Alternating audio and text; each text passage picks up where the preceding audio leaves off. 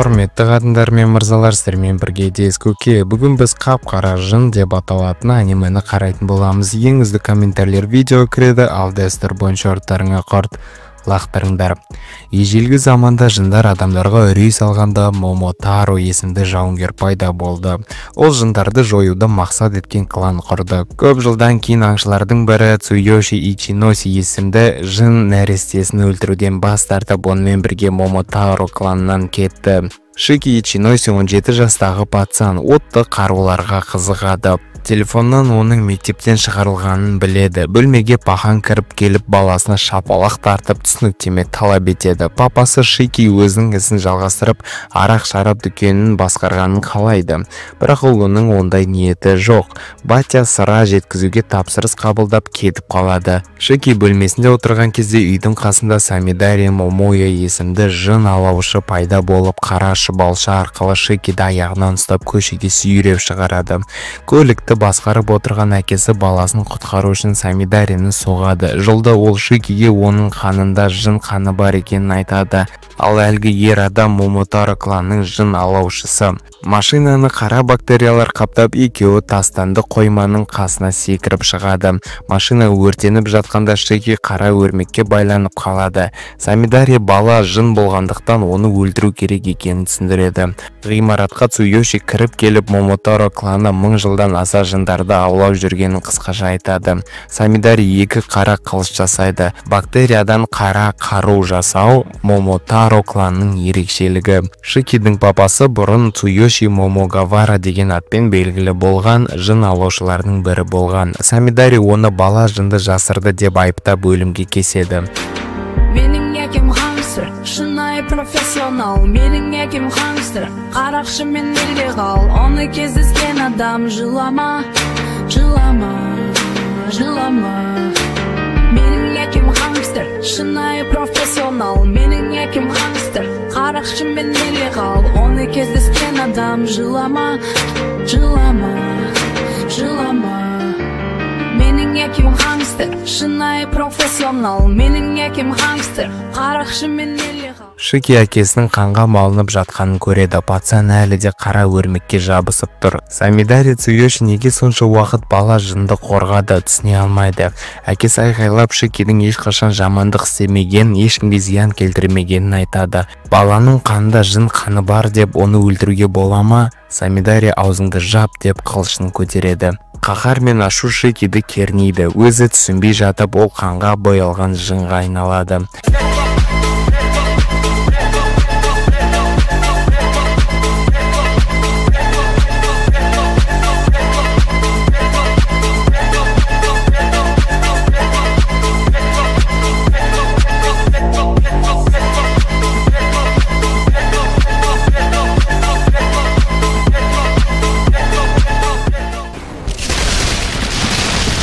Өз әрекетінен шошып Шики әлсіз құлап түседі. Ол әлі де болып жатқанға сенбей тұр. Самидари оны өлтіруге жүгіреді. Цуёши Шикиді денесімен жауып қалады. Оның 17 жыл бойы әке болғаны нағыз бақыт еді. Самидари жоқ болады. Әкесі қансырап жатып, олына Момотародан да кез келген жыннан да мықты болуды өтінеді. Тек сонда ғана ол еркін өмір сүре алады. Шики әкесін далаға алып шығуға тырысады. Цуёши көз жұмар алдында жындар мен адамдар жаусыз бірге өмір сүреді. Әлемді елестетеді. Шикидің артынан Наито Мудано есімді жігіт жақындап келіп пацанды сөндіріп тастайды. Осы уақытта Момотаро кланының ақсақалдары Самидарinin жеңілісін талқылап жатыр. Мудано Шикиді Расетсу академияға жеткізеді. Жігіт түс көреді. Онда ол бала кезінде құм салғышта ойнап жүр. Кейін Самидари пайда болып, оның әкесін өлтіреді. Шики үлкен бөлмеде байлаулы күйде оянады. Жанында Мудано жаттығу жасап жүр. Белгілі болады, бұл жігіт те жын екен. Ол Шикиді осына әкелгені оның күшін бағалау үшін. Мудано роликовый конькимен сырғанап жүріп, чопа-чом екенін түсіндіреді. Момотаро корпорациясы ежелгі жауынгерлердің ұрпақтары. Олар қара бактериалды материядан қару жасай алады. Мудано оянған жындарды іздеп, олар корпорацияға жарай ма, жоқ па, соны бағалайды. Шики айғалап өзін байлаудан босатуды талап етеді. Мудано оған ақылын пайдаланып, қырсықпай не болып жатқанын түсінуге шақырады. Шики оны тыңдағысы келмейді, тек Самидарины тауып өлтіргісі келеді. Мудано галстугын шешіп, пацанды буын қылындыра бастайды. Ол Шикидің жынды күштері сыртқа шыққанын күтеді. Пацан есінен танып қалады. Сол сәтте оның ішкі жыны берсерк режиміне оянып, Муданоны маниганнан атқылайды. Инструктор Шикидің жынды қанды бақылай алмай жабайы аң сияқты әрекет етіп жатқанын айтады. Шики есін жияды. Бүкіл бөлме қанға толы. Қолдары қанға малынған, бірақ өзі ештеңе есіне түсірмейді. Мудано түсіндіреді, берсерк режимінде жын өзін ұстай алмайды. Айналасындағының бәрін құртуға ұмтылады. Шики бұл инструктордың нереально мықты жын екенін ұғады. Әкесінің өлімі үшін кек алғысы келіп мықты болуды қалайды. Бірақ Мудано оны шәкірт қылмай, керісінше жоюға шешім қабылдайды.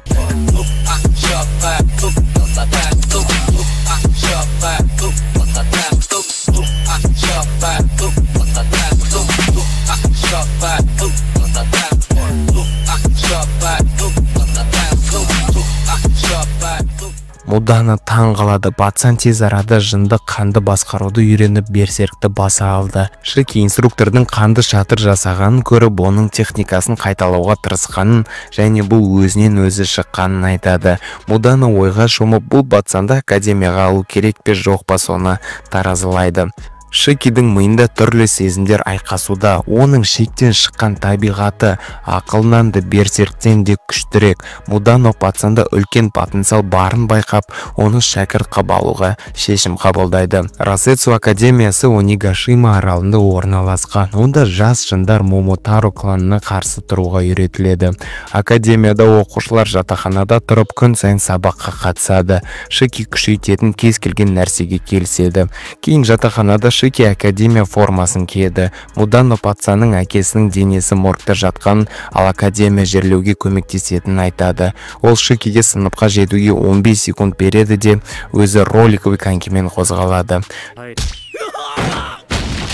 Шики кабинетте жаңа сыныптастарын көреді. Олардың ішінде ерекше салмақты Джин Кугасаки, ұзын бойлы, тік мінезді Икари Яороши, Жин Ашкарбай Джуджи Юсуруби, Нефер Рокуро Кирияма және екі қыз Куина Сазанами мен Хомаре Бебугаура. Шики Джинге тисіп көрмекші болады, бірақ олардың рамсын мұғалім Мудано тоқтатады. Бүкіл оқушылар бірден үнсіз қалады. Мудано сабақты қуаласпақ ойынымен бастауға ұсынады. Мұғалім оқушыларды орманға апарып ережелерді түсіндіреді. Бір сағат ішінде олар сыныпқа жетуі тиіс, ал ол оларды қуалайды. Кім ұсталып қалса академиядан шығарылады. Мұғалім өзі жынды қанды қолданбайды, бірақ оқушыларға рұқсат. Бірақ егер біреу берсерк режиміне кірсе, Мудано да жынды күшін қолдануға мәжбүр болады. Джин егер олар мұғалімді өлтірсе не болатынын сұрайды. Мудано түсіндіреді, кім оны өлтірсе бірден академия дипломын алады. Оқушылар қуаласпаққа дайындалады. Тағы бір шарт бар. Мудано орманға 2 көк шарды лақтырады. Ол оқушыларды топтарға бөледі. Бірінші топ Хомаре, Шики және Джин. Екінші топ Рокура мен Куина. Үшінші топ Икари мен Джуджи. Шарт тек 2 болғандықтан бір команда академиядан шығарылады. Шики шағымданады, себебі ол Джинмен бір топта болғысы келмейді. Хомаре қатты ұялады, бірақ сырттай қарағанда сүйкімді қыз. Сондықтан Шики оны қорғаймын деп уәде береді. Джин қызбен сөйлескісі келмейді. Шики өзінше джентльмен болып Хомареды жұбатып Джинді сөгіп тастайды. Ол Шикидің академияда болуы бос әурешілік, тіпті өзінің арыз жазып шығып кетсең жақсырақ болар еді дейді. Мудано бірінші топқа бастауға бұйрық береді. Хомаре саспалап 2 пацанды қуып жүгіріп кетеді. Джин шиноби секілді ағаштармен секіріп жылдамдық жинайды. Оның үстіне Шики секіріп түседі. Пацан айтқандарын қайтып алуды талап етеді. Джин маскасын түсіріп аузының айналасындағы тыртықтарды көрсетеді. Қолынан қанды жынды ара дискілер шығып кетеді. Шики айғайлап ешкімнің оның әкесінің өлімі үшін кек алу мақсатын бос әңгіме деп айтуға хақысы жоқ екенін жеткізеді. Ол жынды қанды қолданбақшы болады, бірақ шықпайды. Шики қарапайым таяқпен шабуылға атылып кетеді. Осы уақытта Хомаре орманда пацандарды іздеп жүр. Қыздың көңілі алаң, академияға лайық емес сияқтымын деп ойлайды. Хомаре байқамай бір шардың қасынан өтіп кетеді. Қалған 2 топ дуалдың қасында күтіп отыр. Джуджи ережені сақтауды талап етеді, ал Рокура қорыққаннан дірілдеп тұр. Шики арадан жалтарып үлгереді. жібереді, бірақ мұрнына жұдырық салып алады. Жекпе-жекте Джин сенімді әрі сабырлы қимылдайды. Шики қарсыласының жынды қалай пайдаланып жатқанын түсіне алмайды. Ол тағы бір соққы жібереді. Шики тынбайды. Джин оған алып жынды ара лақтырады. Сол сәтте орманнан Хомары шығып қалады. Шики қызды құтқарып қалады. Пацанның қанының бір тамшысы Хомарының бетіне түседі. Шики быковать етіп Джиннен кешірім сұрауды талап етеді. Қатты күйзелістен Хомары жылап кешірім сұрайды. Қыздың мұрнынан қан саулап, ішінен дәу қанды титан шығып кетеді. Шики мен Джин аң-таң қалады. Хомары пацандарға қашыңдар дейді, өйткені ол титанды басқара алмайды. Осы уақытта орманның ортасында академия директоры Муданоны табады. Бастық мұғалімге жынды балаларды сақтауды ескертеді, себебі Момотаро оларды күнде ұрлап тәжірибе жасайды. Мудано қатал іріктеу ғана оларды күшейтеді деп сенеді.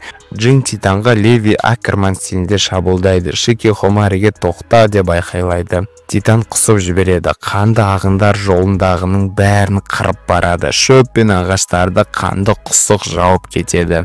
Хомары титанды қыздың сіңлісі деп атап тоқтауды өтінеді. Шики қыздың тым көп қан жоғалтып өліп кетуі мүмкін екенін түсінеді. Титан сонша қатты ақырып жібереді, дыбысы қалған оқушыларға дейін жетеді. Ағаштың басында Мудано болып жатқанды бақылап тұр.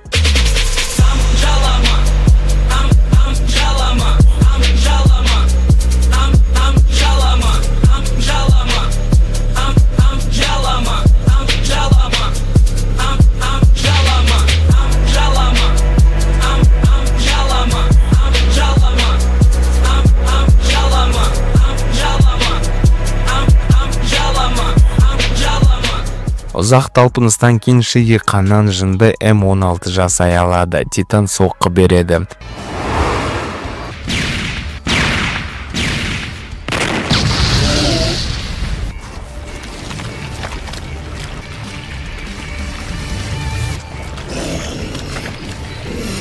Джин көргеннен Вахире, ал Хомары әлсіреп құлап кетеді. Аты сонша күшті болды, аспаннан жаңбыр жауа бастайды. Шики қызға қарай жүреді, бірақ өзі де құлап түседі. Сол жерде Мудано пайда болып, пацанның күш қоры тым артық жұмсалғанын түсіндіреді. Шики орнынан тұрмақ болып, мұғалімнен Хомариге көмектесуді өтінеді.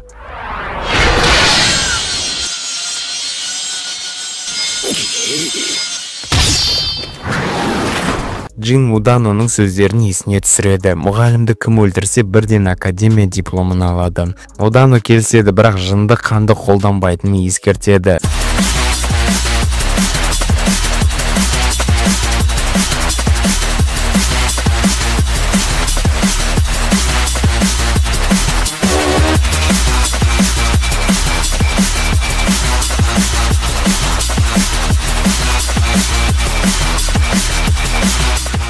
Джин таяқ жеген ит сияқты лайдың ішінде аунап жатыр.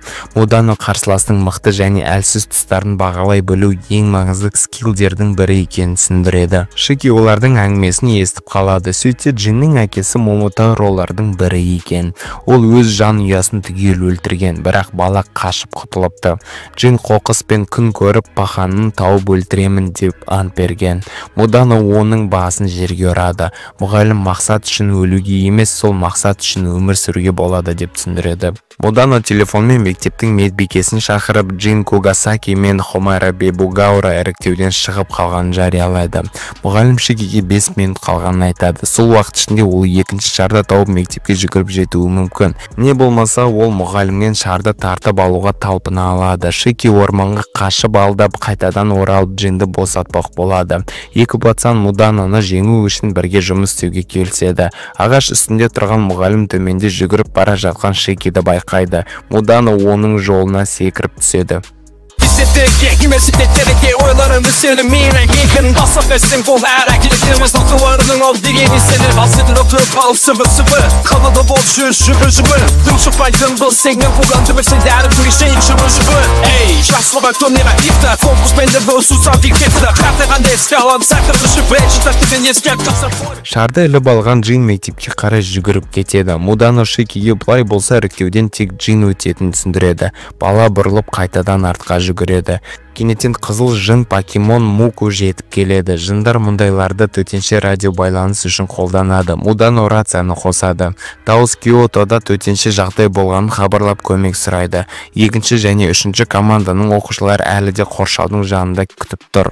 Оларға Мудано, Шики және Джин қосылады. Олар Хомара медпунктте жіберілгенін, ал қуу ойыны тоқтатылғанын хабарлайды. Барлық оқушылар Муданомен бірге Киотоға аттанады. Кеме ішінде Шики ақыры мүйіздерін жасыруды үйренеді. Мудано жаттығу жасап қолды жерге тіреп көтерілу жасайды. Джуджи таң қалады. Шынымен оларды Момотаро кланы шабуыл жасаған жерге жіберді ме деп, Мудано оқушыларды соғыс үшін емес тек қолдау көрсету үшін жібергенін түсіндіреді.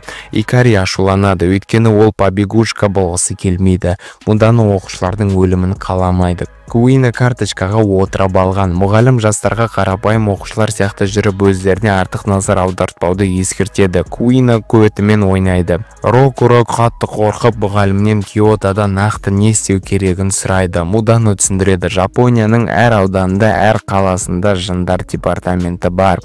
Әрбір департамент 2 бөлімнен тұрады. Біріншісі жауынгерлік, яғни Момотаромен шайқасатындар. Екіншісі қолдау, яғни медиктер, жабдықтау және тағы да басқа. Олардың міндеті қарапайым адамдар арасында тұратын жындарға көмектесу. Мудано айтып береді, жындар сияқты Момотаролардың да әр қалада аймақтық филиалдары бар. Солай достар, егер видеоларымыз ұнаса лайк басып, комментарий жазып, қазақша контентті қолдаңыздар. Айтпақша таза піл денсаулықтың кепілі. Қарағандарыңызға рахмет, қоштаспаймыз.